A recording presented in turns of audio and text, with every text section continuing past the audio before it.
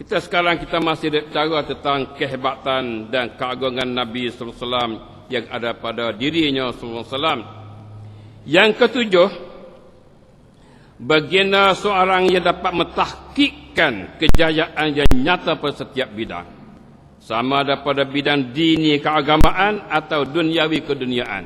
Nabi adalah orang yang boleh mentahkik, menjayakan kejayaan yang besar, yang nyata pada setiap bidang, sama ada dari segi agama ataupun segi dunia. Kalau kita nak bagi agama ke dunia lagu tu, Nabi dapat menjayakan semuanya. Masya Allah, inilah kebesaran Nabi. Dengan itu berkata seorang mufakir barat, seorang ahli fikir barat ada berkata, dia kata, innahu law u'tiya li Muhammadin zimamul umur fi hadzal alam al-mali'i bil mulabasat wal muskilat laqadal basariyah ila barril aman. Masyaallah, ni kata-kata ke barat ni, ayat tentang kehebatan Nabi. Dia kata maksudnya, sekiranya diberi kepada Muhammad teraju pimpinan segala urusan yang ada dalam alam yang penuh dengan berbagai problem dan muskilat, kalau diberi pada Muhammad, kalau Muhammad ni pakai klik semula ada atas dunia ni hari ni, diberi pada Muhammad untuk pimpin alam hari ini, yang mana alam hari ini penuh dengan segala muskilah. Tapi kalau sekiranya Allah tu waktu baik Nabi Muhammad ni duduk atas dunia hari ini, serah dunia daripada Muhammad untuk pimpin, tentulah dia dapat memimpinkan manusia kepada keamanan. Tentu Nabi berjaya untuk pimpin dunia yang penuh dengan muskilah hari ini kepada keamanan dan kepada kebahagiaan. Inilah kehebatan Nabi yang diakui oleh orang barat. Hak orang sedar tu dia aku tentang benda ni. Hak orang tu tak kenal tu dia comti.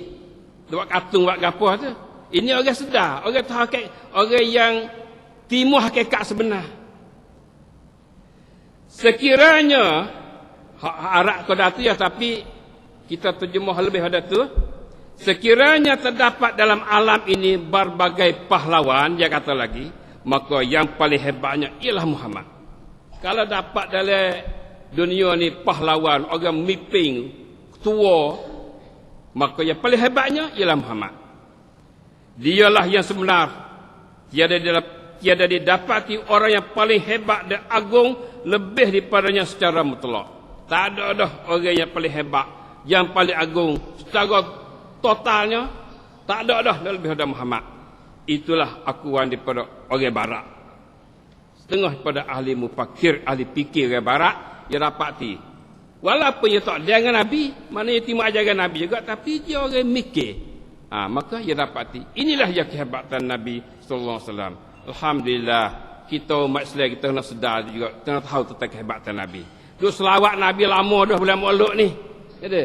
Tentang kehebatan Nabi tak kenal lagi, tak tahu lagi. Maka bulan ni tahun ni insya-Allah kita marilah sama-sama kita dapat mengenalkan tentang kehebatan Nabi sallallahu alaihi wasallam. Oleh itu pada ikhwan akhwat sekalian, buku ni kena ada belakang tiap-tiap tangan kita ni. Tentu sapa juga pada orang yang mana tidak hadir pada hari ini, supaya mereka dapat kenal kehebatan Nabi sallallahu alaihi wasallam. Pembahagian kehebatan dan keagungan Rasulullah sallallahu alaihi wasallam.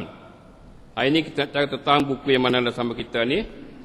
Perbicaraan tentang kehebatan dan keagungan Rasulullah SAW itu dapat dibahaginya kepada dua bahagian pokok. Dapat kita bagi pada dua bahagian secara kasarnya. Kehebatan Nabi ini kita boleh bagi secara kasarnya pada dua bahagian. Apa dia? Satu, kehebatan dan keagungan zat itu Rasulullah SAW. Kehebatan dan keagungan zatiyatul Rasul sallallahu alaihi wasallam, iaitu kehebatan dan keagungan yang ada pada diri Rasulullah sallallahu alaihi wasallam sendiri. Itu satu. Maknanya kehebatan yang ada oleh diri Nabi sendiri. Yang ada oleh diri Nabi sendiri, iaitu mengandungi dua keistimewaan. Dua istimewa yang mana ada pada diri Nabi. Satu, alif, kehebatan dan keistimewaan yang hanya berada pada diri Rasulullah SAW jua. Satu kehebatan ada pada diri dia seorang ya, tak ada lagi pada orang lain. Kehebatan dan keistimewaan yang ada pada diri baginda dan ada hubungan dengan umatnya dan umat yang lain. Masya Allah. Kehebatan yang mana ada pada diri Nabi, bukan setakat Nabi, diri Nabi saja tak, bahkan yang tersebar kepada orang lain, kata jakit pada orang lain, jakit kepada umat dia pun hebat juga. Dia apa tak? Itu satu daripadanya. Itu bahagian pertama yang mana kita akan cara dalam buku kita ni. Yang kedua, kehebatan dan keagungan injaziah pelaksanaan Rasulullah SAW. Ini kehebatan segi kan patibat hak dia. Segi hak pelaksanaan dia. Hak Nabi dapat damnen gapo, damnenkan dia tu, dapat melaksanakan gapo. Segi praktik dia. Yaitu kehebatan, kejayaan Rasulullah SAW dalam pelaksanaan tugas dan berhasil natijah serta kesannya yang berlanjutan sampai ke hari kiamat. Itu lihat kehebatan, hak jaya dia, hak pun hasil natijah yang baik dan berlanjutan natijah itu sampai pada hari kiamat. Ini kehebatan. Maka untuk mendapat penjelasan perkara tersebut, marilah kita bersama ikuti penjelasan berikut insya-Allah. Itu marilah kita tengok satu persatu daripada kehebatan itu. Maka insya-Allah ikhwan akhwat al-majlis ini sekalian, mulai daripada hari ini, minggu ni dan seterusnya, dalam bulan Rabiul Awal ni kita akan ikuti tentang kehebatan, keagungan Rasulullah sallallahu alaihi wasallam insya-Allah. Yang pertama, kehebatan dan keagungan zatiyatul Rasul sallallahu alaihi wasallam. Kehebatan dan keagungan yang hanya berada pada diri Rasul sallallahu alaihi wasallam jua. Ini kehebatan hak ada pada diri dia seorang. Duk pada diri dia seorang. Gapo dia kata? Katanya kehebatan dan keagungan Rasulullah sallallahu alaihi wasallam yang ada hanya pada dirinya jua merangkumi kedua-dua alam. Masya Allah. Kehebatan hadut diri Nabi pun merangkumi dua alam pulaknya. Apa dia? Satu, kehebatan dan keagungannya dalam alam dunia ni. Yang kedua, kehebatan dan keagungannya pada alam akhirat. Akhirat apa ada lagi keagungan Nabi? Masya Allah. Inilah dia kehebatan Nabi.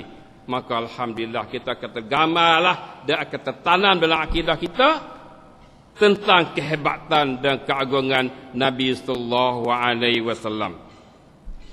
Yang pertama, kehebatan dan keagungan Rasul sallallahu alaihi wasallam pada alam dunia. Apa dia pada alam dunia ni? Kehebatan yang mana ada pada diri Nabi.